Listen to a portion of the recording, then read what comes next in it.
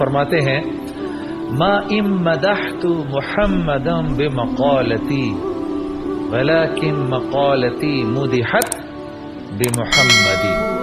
فرماتے ہیں کہ جب میں اپنے اشعار میں محمد صلی اللہ علیہ وسلم کا ذکر کرتا ہوں تو دراصل میں محمد صلی اللہ علیہ وسلم کا ذکر نہیں بلند کر رہا ہوتا، بلکہ جب نام محمد میرے اشعار میں آتا ہے تو میرے اشعار کی نسبت اونچی ہو جاتی ہے.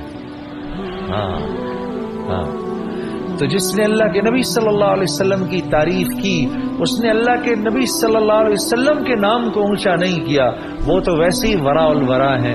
جس نے ان کی تعریف کی اس کا نام اونچا ہو گیا.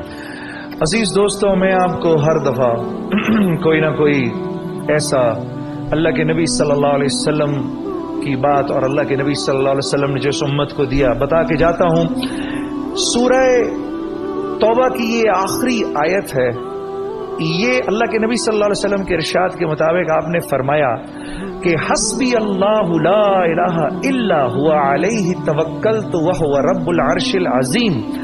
اگر میرا امتی بغیر دھیان دیے ہوئے بھی اس دعا کو پڑھے گا اللہ کے ہاں اس کا اجر قبول ہوگا. اور وہ کیا انعام ملیں گے؟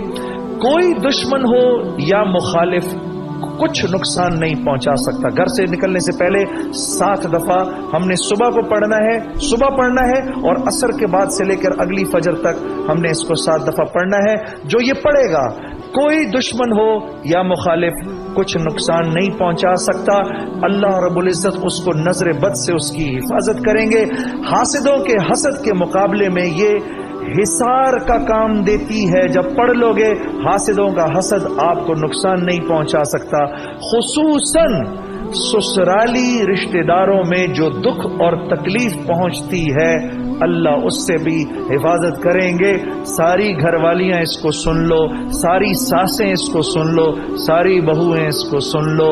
حسبی اللہ لا الہ الا هو علیہ توکلت وہو رب العرش العظیم.